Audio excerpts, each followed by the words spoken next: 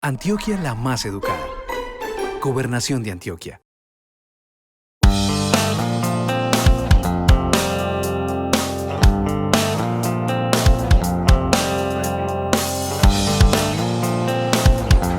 Como pueden ver, nuestro invitado es Gustavo Adolfo Garcés, él es poeta antioqueño, con quienes van a tener la oportunidad de compartir un poquito. Otra vez, gracias, y darle el sentido real a este encuentro. Cuando hablamos de la palabra adoptar, es que le estamos diciendo a Gustavo Adolfo que él hace parte de nuestra familia. Es como cuando encontramos un gatico, cuando alguien lo invitamos a la casa.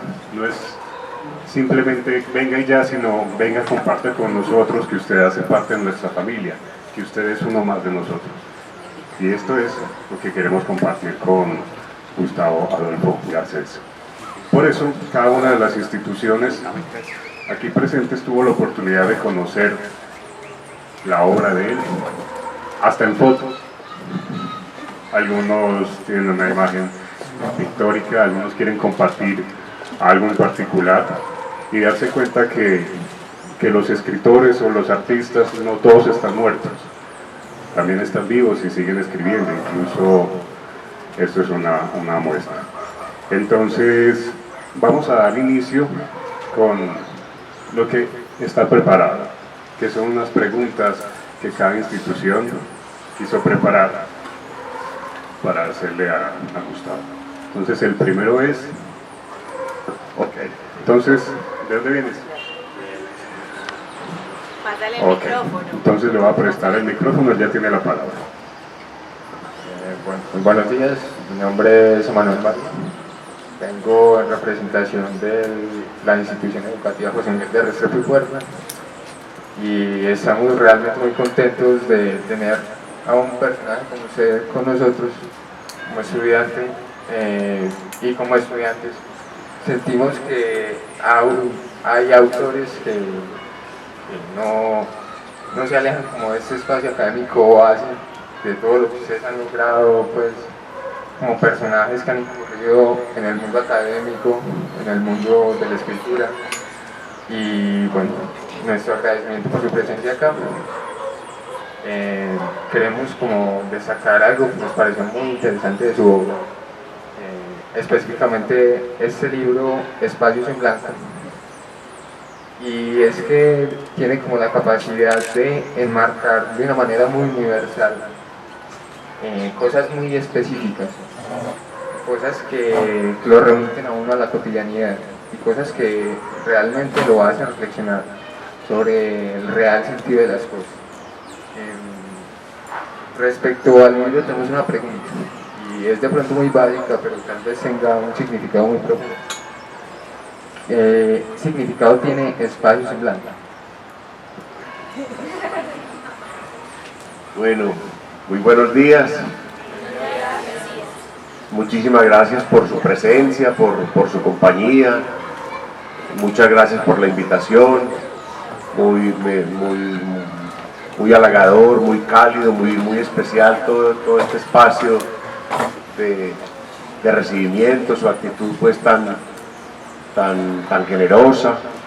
Y bueno, me parece magnífico pues que estemos acá. Para el escritor es muy importante como el encierro, la soledad, pero todo no puede ser soledad.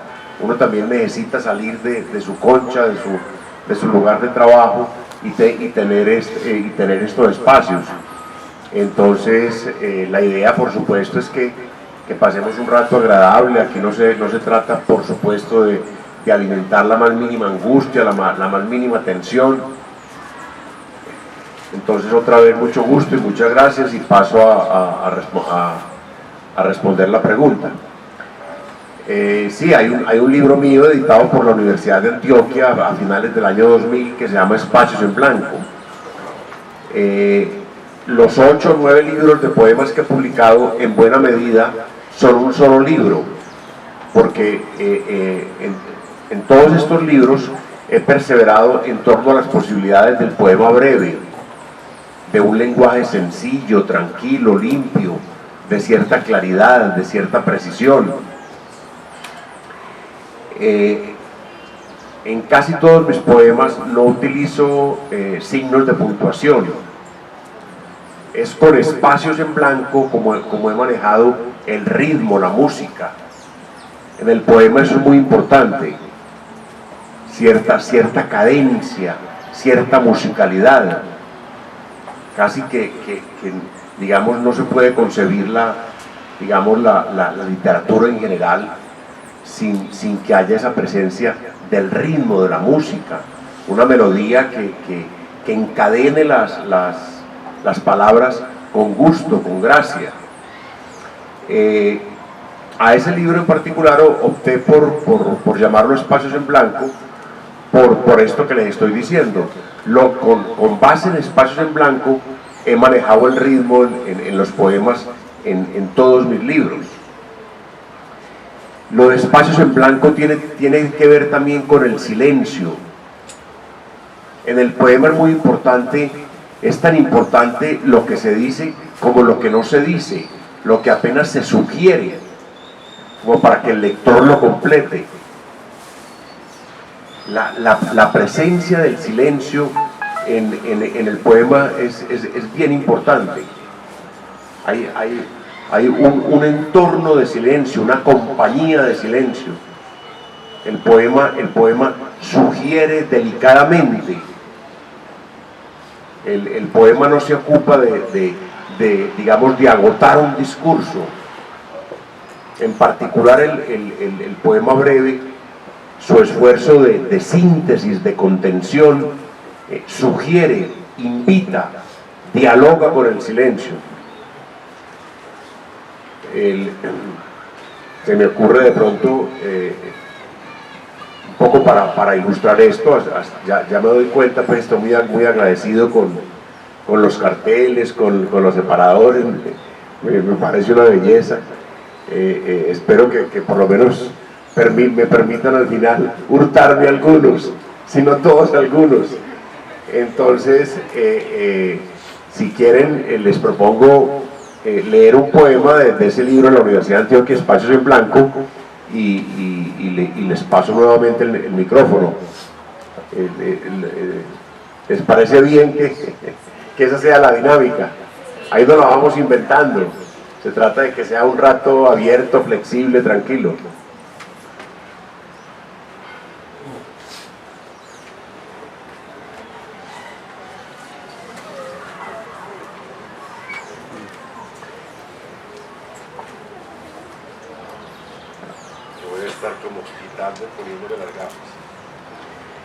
Este es un poema que se llama Don José Donoso. Es un pequeño homenaje al gran narrador chileno, a un gran narrador integrante del boom latinoamericano, con García Márquez, con Vargas Llosa y con tantos otros escritores,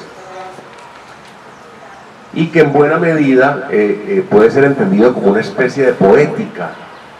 Me parece que da cuenta como de cierta levedad, de cierto misterio, de cierto silencio que les acabo de mencionar. Don José Donoso. Vuelvo con frecuencia a ese pasaje de su libro en donde se mueven las hojas de los árboles. No hay allí prisa, casi ni hecho alguno, pero algo me atrae y me obliga con su leve mandamiento. Si quieren, en pro de que de pronto ahondemos, ustedes degusten un poco más el texto o ahonden un poco más en él, voy a repetir la lectura. Don José Donoso.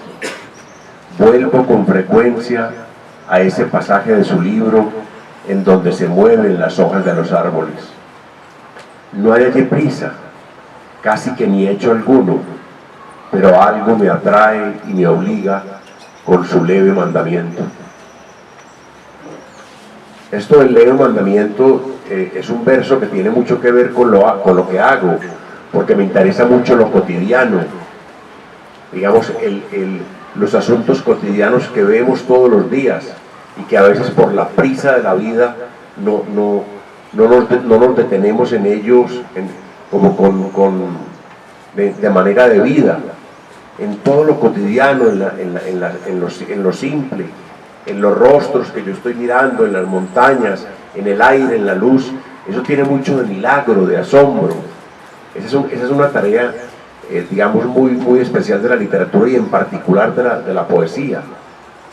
Detenerse en las pequeñas cosas, verse por actos de milagro, de gracia, ver el gusto, la manera como las cosas sencillas, los milagros de todos los días nos pueden tocar, nos pueden acompañar, nos pueden ayudar a vivir.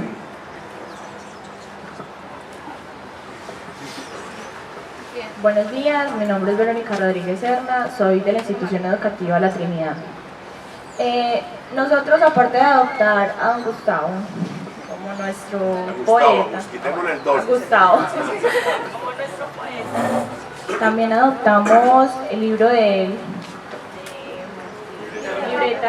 de libreta y apuntes, y hemos notado de que hay un poema allí que es bastante sobresaliente y llamó mucho la atención entre los estudiantes.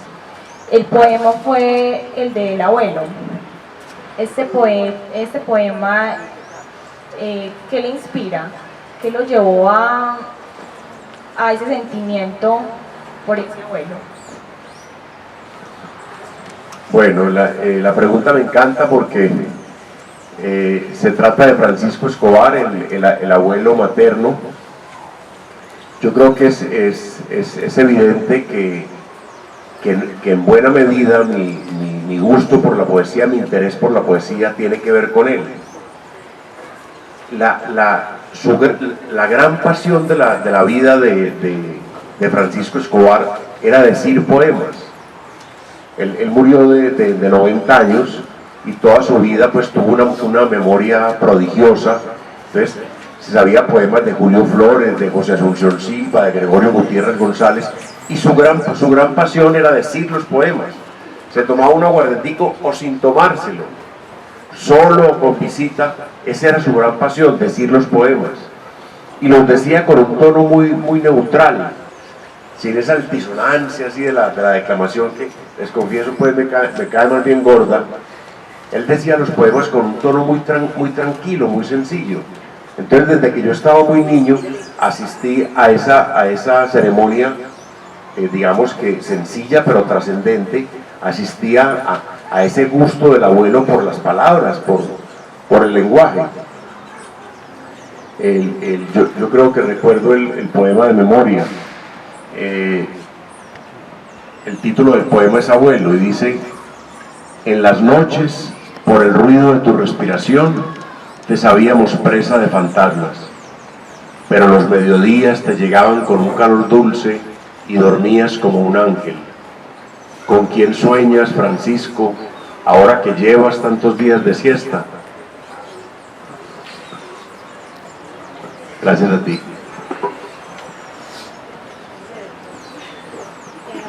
Buenos días, mi nombre es Marta Meneses, soy de la institución educativa Villanueva, soy del grado 11. Especialmente quisiéramos como agradecerle por su bonita representación a los antioqueños, con su bonita labor, que pues sería escribir poemas. Pues realmente teníamos como una preguntita sobre una particularidad que hay con una poesía, que sería la habitación, que nos gustaría saber qué lo inspiró a usted para llegar a esa poesía. Sí, digamos que a pesar de que yo creo que ustedes lo han advertido, como yo lo decía ahora, además de la brevedad, me ha interesado como cierta limpieza en los poemas, cierta precisión, como cierta claridad, porque hay otras vertientes en la poesía. Es decir, la diversidad es un asunto muy de la condición humana, todos somos distintos, ¿cierto? Y la diversidad en la literatura es un asunto clave. Los distintos caminos de exploración con el lenguaje, los distintos tonos, las distintas preocupaciones del escritor, las distintas obsesiones. Sería muy harto y aburrido pues que todos cantáramos igual. Sin embargo, ese poema, Habitación, es un poquito extraño. Es de pronto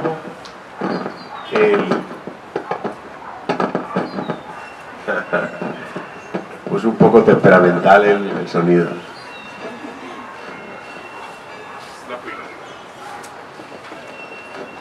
Aló, sí.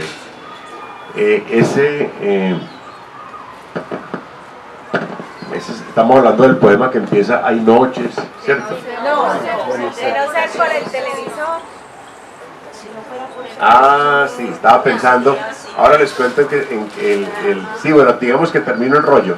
El poema que les digo que en ese contexto mío de claridad, de precisión, es un poco extraño. Es uno creo que dice, que se llama Estrellas Invisibles, que dice: hay noches en que uno descubre la escalera, la puerta y la cerradura, pero la habitación sigue siendo secreta. Intuyo yo que alude un poco al oficio al oficio de la creación, que es una cosa muy singular. Ahora voy más específicamente a tu pregunta, pero bueno, ya que me estaba confundiendo un poco de poema. El gran escritor, se le atribuye a Mallarmé, el gran poeta francés, expresiones muy interesantes. Hay una que dice: los poemas no se hacen con ideas, los poemas se hacen con palabras.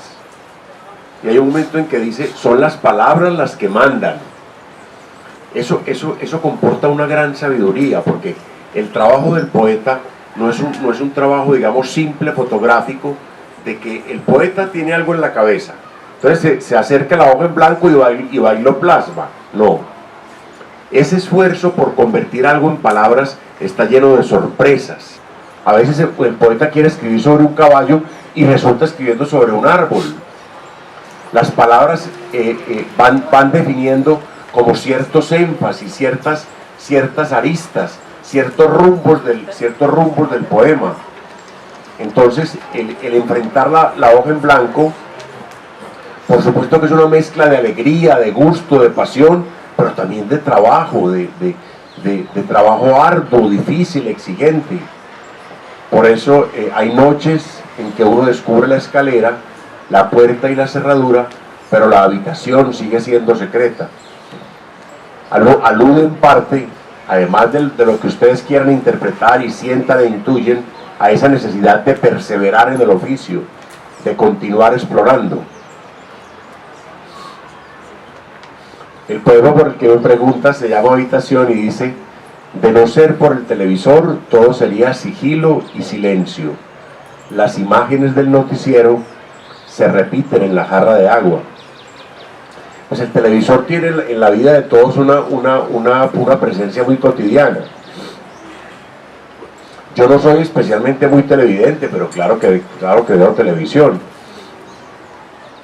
Esa presencia tan cotidiana en muchos es demasiado cotidiana, en otros no tanto. Entonces no, fue como esa atmósfera, como pensar en el ruido, en el ruido que suscita el televisor, y pensar en que sin ese ruido, sin esa presencia, pues seguramente se sentiría el silencio total. Y de pronto ver las imágenes del noticiero reflejadas en esa especie de espejo que es el agua de una jarra, eso tiene me produjo como cierta gracia, como cierto nivel de inquietud, de asombro. De no ser por el televisor, todo sería sigilo y silencio.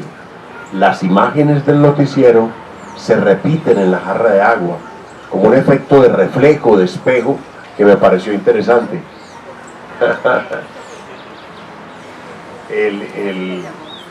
Me decía acá la amiga que la idea es también, por supuesto, estamos en plan de pasarles el micrófono a todos ustedes. La idea es que planteemos todas las inquietudes que ustedes tengan abiertas, por sencillas que sean, o que pregunten lo que quieran y que conversemos. Ya pasamos como las primeras preguntas o las preguntas oficiales. No, hay 3 rondas. Hay 3 rondas de preguntas. Hay 3 rondas de preguntas. Cada uno de ellos tiene 3. Y luego Pero también en Copacabana hay muchos escritores, entonces también algunos estudiantes prepararon sus propios poemas. Muy bien.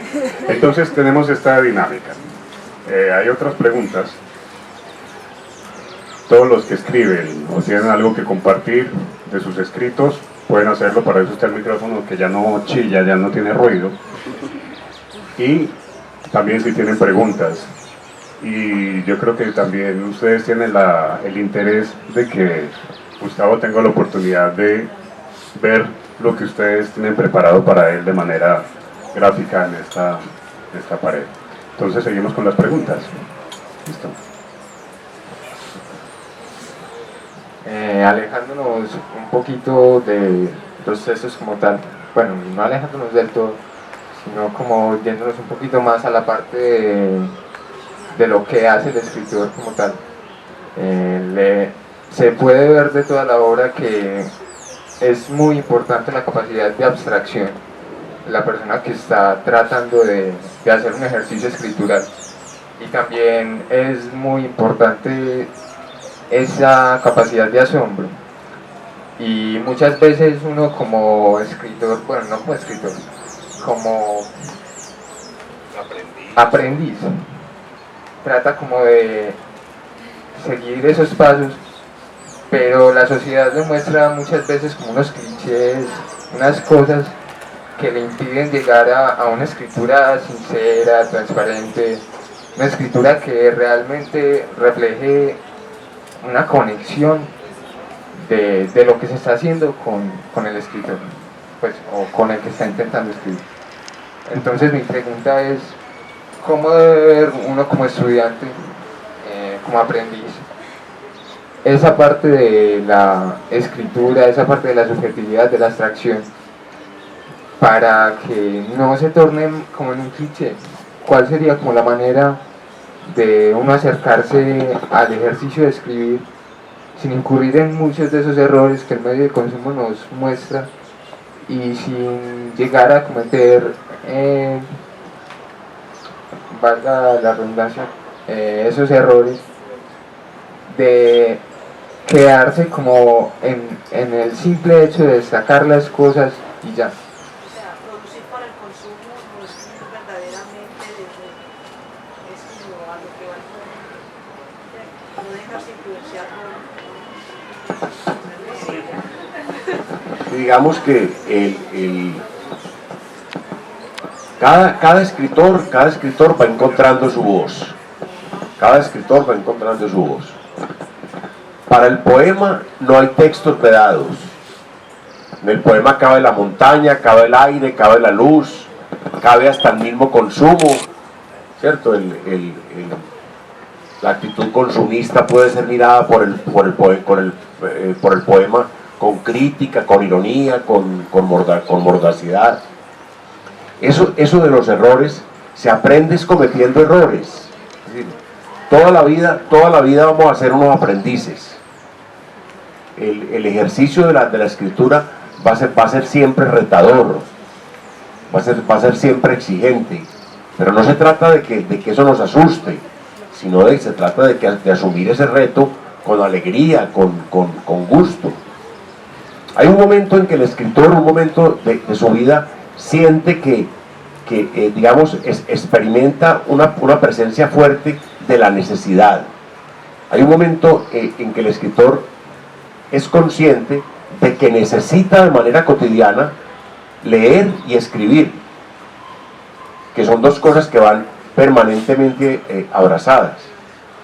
Cuando el escritor joven empieza a hacer sus bosquejos, los primeros ejercicios, sus primeros poemas, eso está abrazado a la lectura. Eso está abrazado a la lectura.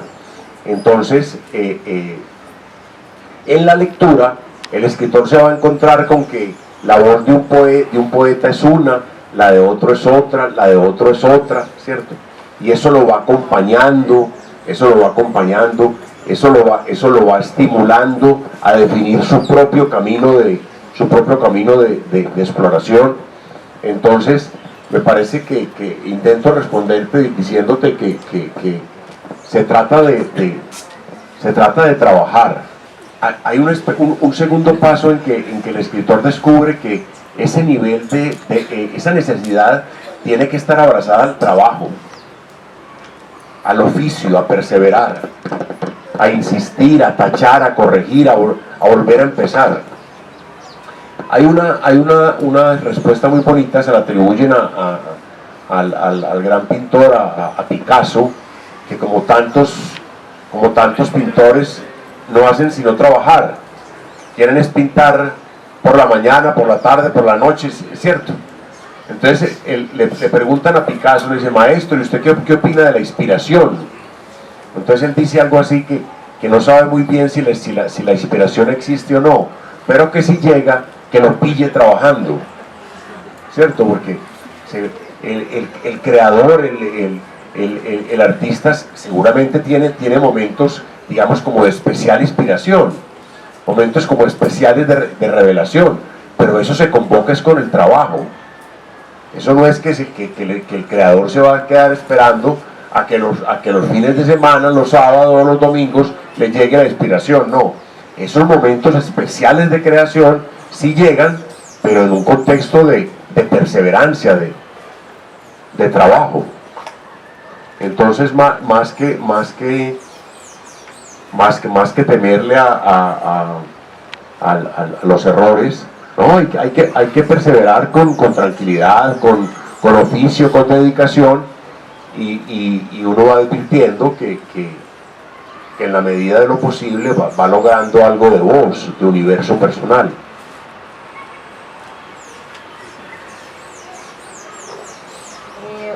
Nosotros también queríamos preguntarle algo más personal. ¿Qué lo llevó a escribir por primera vez? ¿En qué se inspiró para escribir por primera vez? ¿Y cómo se sintió después de escribir ese poema? Bueno, yo ya les decía ahora, digamos, la presencia del abuelo, ¿cierto? Eso de ¿qué es eso tan...? El abuelo, por ejemplo, se sabía un discurso que duraba como 2 horas, que él había escrito a una estatua de la Virgen que pusieron en el municipio de Valparaíso. Entonces a veces el abuelo arrancaba con ese discurso y mi mamá y las tías le decían, ay no papá, ese no. Eso duraba como 2 horas o 2 horas y media, ¿cierto? Pero entonces yo intuyo que eso fue muy especial. Ver ese amor del abuelo por las palabras, esa alegría con que las decía. Pero hay muchas otras cosas que tienen que ver con lo que se llama la educación sentimental de uno. Y para responderte yo te diría que las canciones, ¿cierto? Entre otras cosas el poeta en buena medida envidia al cantautor. El poeta quisiera que sus poemas estuvieran en labor del pueblo. Sabemos que hay grandes cantautores, hay letras de canciones muy flojas, muy estéticamente pues, con poco valor, pero hay letras que son verdaderos poemas, ¿cierto? Entonces en la adolescencia, claro, uno escuchaba baladas y eso lo tocaba a uno en relación con sus primeros enamoramientos. Entonces eso tuvo que ver con unos primeros primeros intentos. Pero ya digamos terminando bachillerato, empezando a estudiar derecho, yo ya ahí digamos empezó como el oficio en forma. La decisión de los escritores frente a su oficio, históricamente hay una cosa muy curiosa, tiene que ver con las convalecencias, con las enfermedades. El retiro que implica una enfermedad en muchos escritores ha sido fundamental. Yo estaba terminando el bachillerato, empezando la universidad, me operaron de la rodilla izquierda, estuve 20 días con la pierna hacia horizontal con una canoa de yeso, y ahí me leí un libro que me habían regalado en esos días, que era el tomo 1 de la antología crítica de la poesía colombiana de Andrés Holguín. Andrés Holguín es un poeta, básicamente fue crítico, antólogo, hizo un libro importante, compiló en 2 tomos, hizo una selección de los que él consideraba que eran los grandes poetas de la tradición. Entonces la lectura en ese encierro, en esa convalecencia, la lectura de ese libro fue fundamental. Yo le dije, esto es lo mío. Yo recuerdo con claridad pues algunos poemas de León de Grey, algunos poemas de Luis Carlos López, que me marcaron. Entonces es parte también de la respuesta. Ese nivel de retiro, de soledad, de recogimiento de la convalecencia en mi caso, y lo he advertido pues a través de crónicas de muchos escritores, fue también importante como para que se reafirmara esa conciencia, esa necesidad. Bueno, pues a nosotros nos gustaría saber mucho por qué escoger la poesía en vez de otra, sí.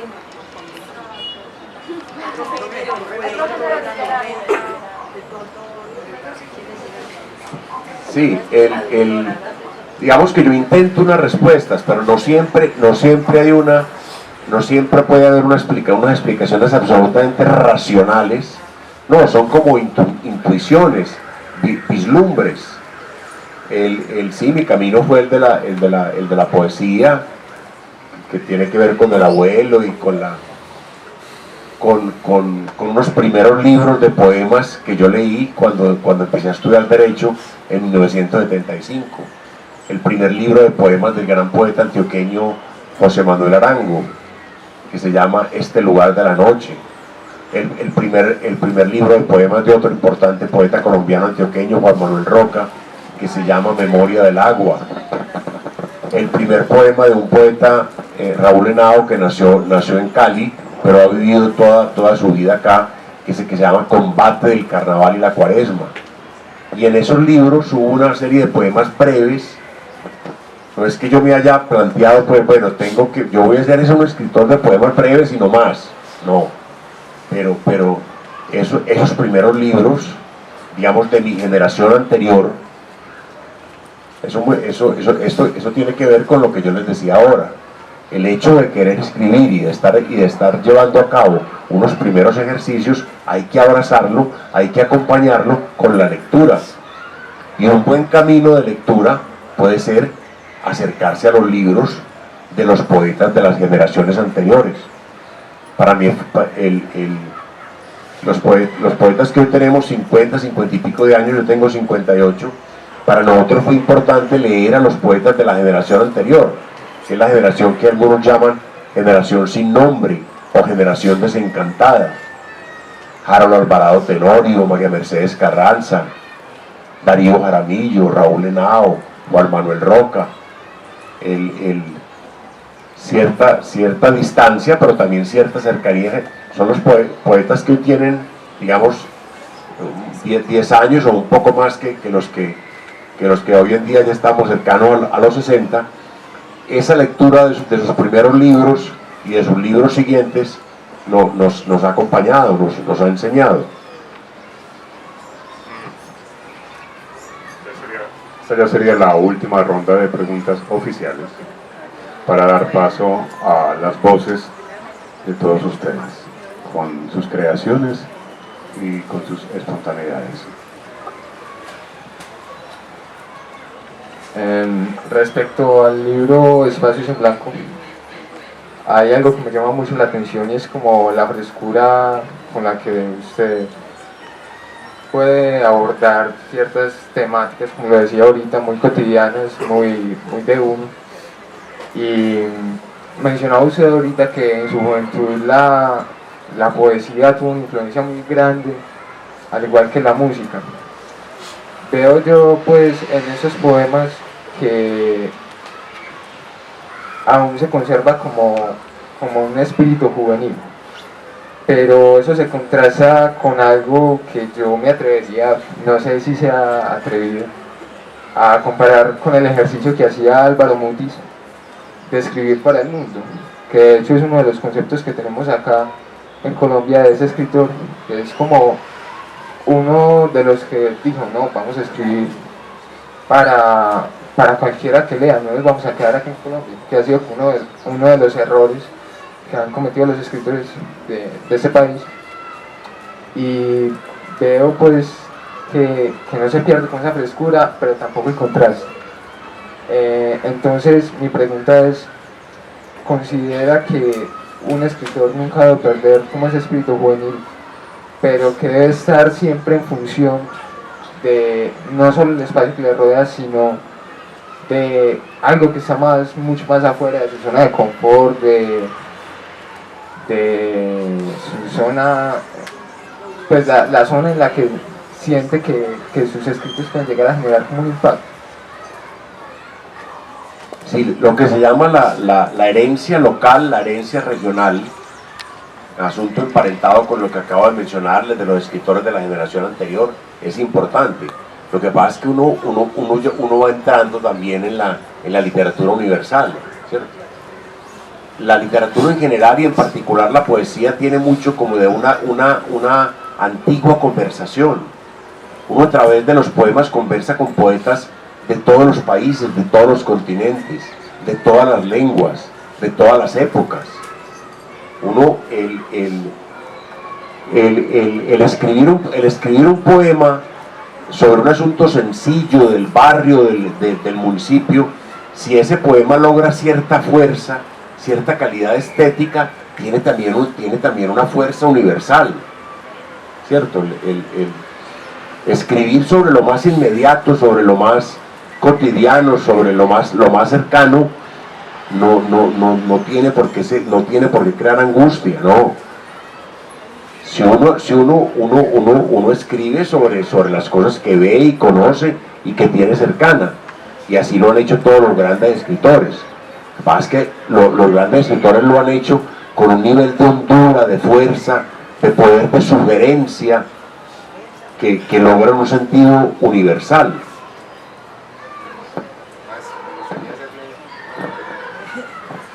En sus textos, pues, como lo decía, está esa parte joven.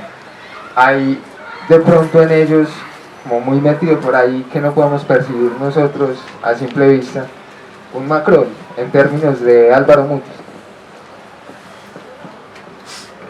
Bueno, magnífico que menciones a Álvaro Mutis, pues un gran escritor nuestro, y toda su obra muy en torno a ese personaje tan especial, pues Macron el Gaviero, un personaje más bien desencantado, un tanto descreído, escéptico, desesperanzado, pero una desesperanza, un descreimiento, un escepticismo lleno como de lucidez, ¿no?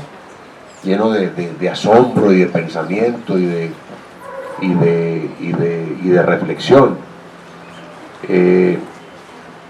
Bueno, si algo de parecido me encuentras con Macron, pues yo no me pongo bravo, me parece que está bien. Una constante en mi obra, además de las que he mencionado, pues como buscar cierta precisión, cierta limpieza en el lenguaje, cierta síntesis, cierta contención. Hay un elemento que me parece bien que menciones, que es también como el humor, cierta ironía. Lo que hago está también emparentado con una forma breve de poema, que es el epigrama, que tiene como dos vertientes, una vertiente amorosa, afectiva, y otra vertiente crítica, juguetona, irónica. Bueno, esa pregunta va muy arraigada a un poema, y es el poema País. ¿Qué opina usted de Colombia, de la Colombia actual, de este momento que estamos viviendo en nuestro país? Creo que te estás refiriendo a un poema cuyo título es País, que dice: este es un país de rumores confusos. ¿Cómo es? Ah, no, estaba pensando en otro, sí. Poco sabemos, poco recordamos, todo fue contienda. Poco sabemos, poco recordamos, todo fue contienda. Bueno, es claro para todos que, digamos, el nivel de injusticia, de inequidad de nuestro país el nivel de violencia.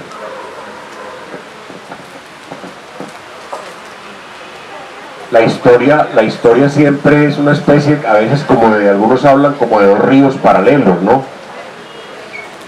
Lo mezquino, lo triste, lo sórdido, lo violento, lo atroz, pero también el río, también el camino del esfuerzo, de la belleza, de la esperanza. Así como somos un país tan trágico, también somos un país de defensores de derechos humanos, de luchadores sociales, de creadores. Así como somos un país atroz y bárbaro, también somos un país de mostrar, con grandes realizaciones en todas las disciplinas. Entonces, yo creo que vale la pena tener esperanza. Yo creo que la conciencia de los problemas, de las dificultades de la violencia, no puede ser aplastante. Tenemos que perseverar individual y colectivamente.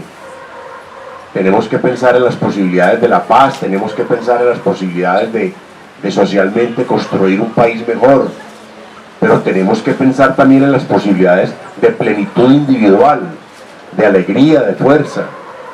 E independientemente de que vayamos a ser escritores o no, la literatura, los cuentos, las novelas, las poesías nos pueden enseñar mucho. Son una fuente de conocimiento, nos pueden transmitir esperanza, amor, fuerza. Pues aprovechando esta última pregunta, una compañera de la institución le gustaría compartir una poesía que ella escribió para que usted le diera su opinión. O sea, la pregunta la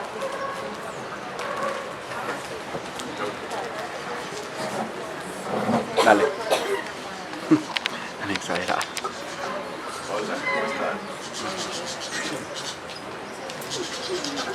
Bueno, sí, como dijo aquí mi compañera, me gustaría mucho saber su humilde opinión sobre, es una prosa poética. Sí, me gustaría tener mucho su opinión y más consejos porque quiero crecer mucho en la poesía. Se llama Ámame. Miramos el horizonte intentando escapar y volar. Soñamos lo imposible, por eso en versos nos ves plasmar lo que vivimos y cada una de nuestras caídas. Te puedo asegurar que siempre nos vamos a levantar, que la soledad nos acompaña, pero déjame decirte que es un matrimonio en ruinas. Aunque la soledad nos arrope, siempre estaré esperándote en el umbral de mi corazón, deseando con ansias puras que tu corazón lata solo por mí. Que tomes mi mano sin temor a lo desconocido, que volemos juntos en una nube llena de felicidad, que solo hayan días, rosas y se alejen las tormentas, que aquellos astros que nos separen den un paso hacia atrás y podamos compartir nuestros mundos, siempre con el saludo de nuestros ojos. Llevo tiempo esperándote, rogándole al destino que tu cariño me des. No temas más y acércate, que deje de girar el mundo cuando a los ojos te mire. Ven, no temas, lo único que te haré será besarte, lo único que te daré será este corazón fuerte. Ven, no dudes, ven y ámame. Ámame como el sol a la luna, como Romeo a Julieta, como María a Efraín. Solo ámame, arriésgate y te juro que nunca más sentirás el frío de la soledad. Solo mi dulce compañía brindándote muchos besos, abrazos y una vida eterna.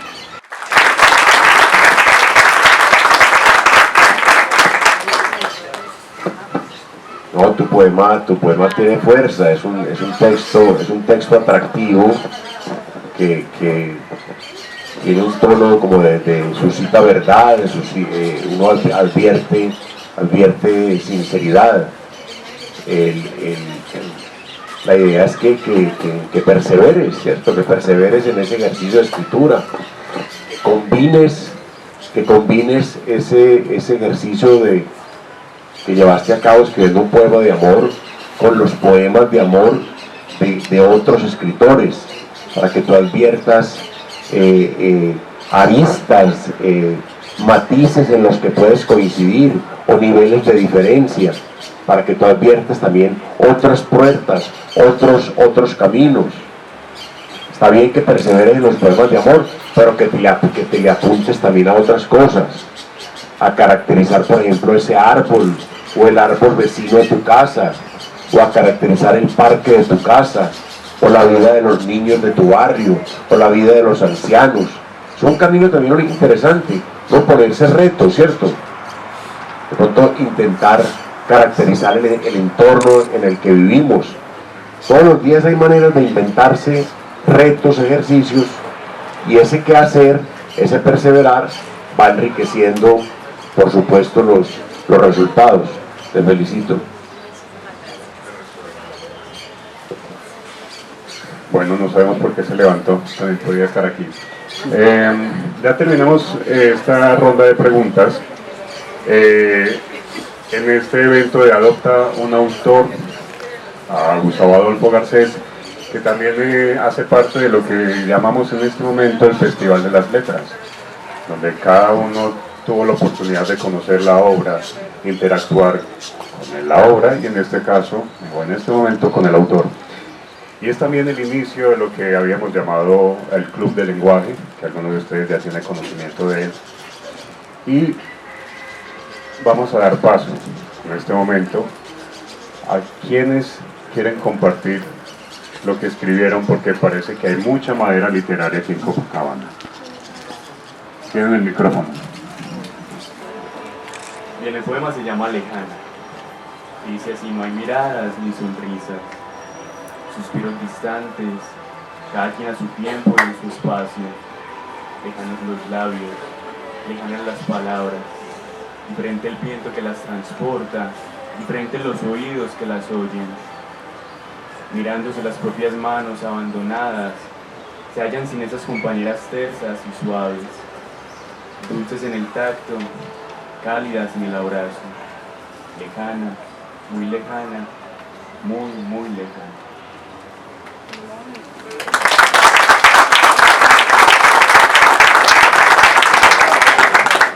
¿Algo?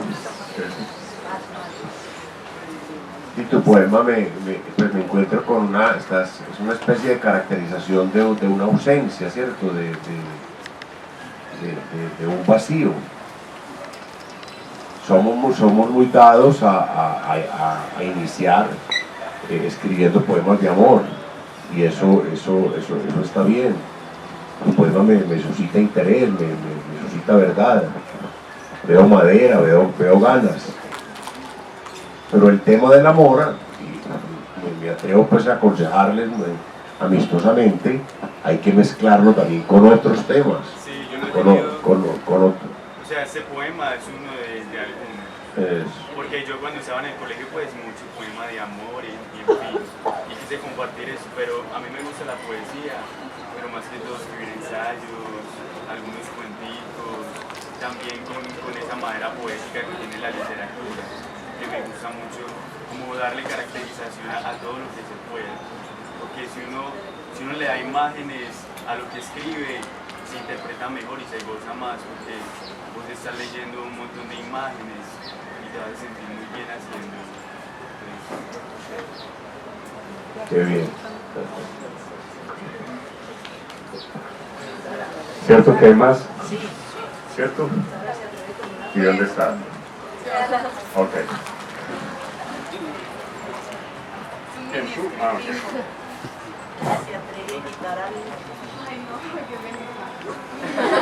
¿Lo quieres hacer allá sentado o aquí si quieres? Y esta silla es cómoda. Es muy cortico. Se titula Insomnio. Las ojeras son vestigio del sufrimiento del alma. Ah, qué breve. Este no tiene título. Palabras que cosquillean el alma, bajan hasta los pulmones, se rebosan de aire, suben entusiastas, pero vacilan en el paladar.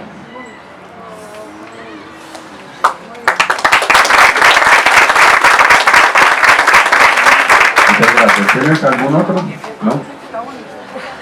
¿Quién más? Ah, bueno, acá. Buenos días, primero para Gustavo Adolfo. Bueno, la verdad, yo a la hora de escribir escribo como cosas muy simples. Pues soy como muy breve a la hora de escribir. Entonces quisiera compartir dos. Bueno, esto se llama Noche de Sinceridad. En medio de la noche, al compás de la luna y con gotas de sinceridad en los ojos, pude abrigar la debilidad de aquel arrogante.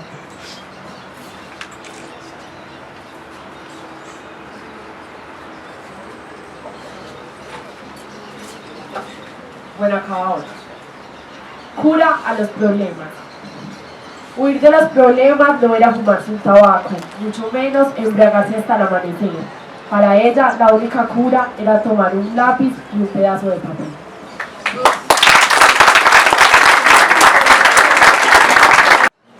En sus rostros se ubicaban los más lindos manantiales. Los árboles que los rodeaban eran verdes y frondosos. A veces era tranquilo, otras veces caían con fuerza por grandes montañas. Y llegaba a un claro donde muy pocas veces ingresa la luz.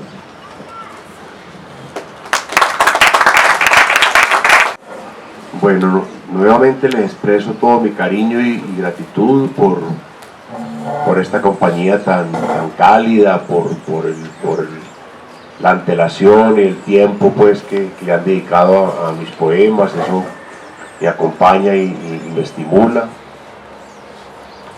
A todos los organizadores, a los partícipes, a las personas que tienen que ver con que estemos acá, todo.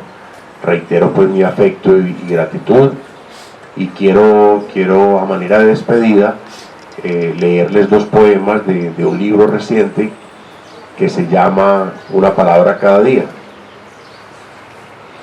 El primer poema tiene como título la palabra madrugada. Yo creo que a todos nos ha pasado que en el barrio, con alguna frecuencia vemos unos seres un poco extraños, un poco anómalos, que nos llaman la atención, y a eso alude este primer poema que les voy a leer.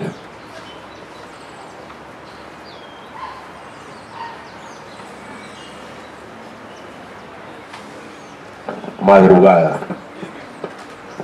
Otra vez en la esquina el hombre que habla solo. No sabemos a dónde mira su zozobra, ni que tanto enfría el viento su cuerpo sin abrigo.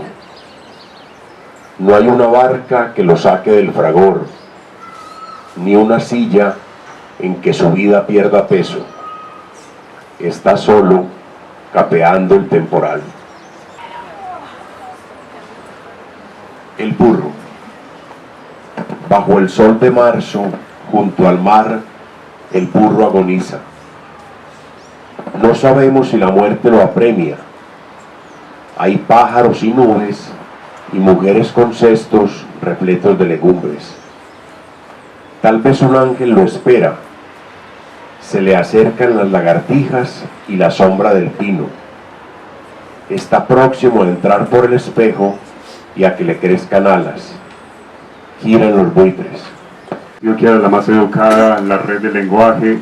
Muchísimas gracias, Gustavo Adolfo Garcés, y a todos ustedes. Y hasta una próxima oportunidad.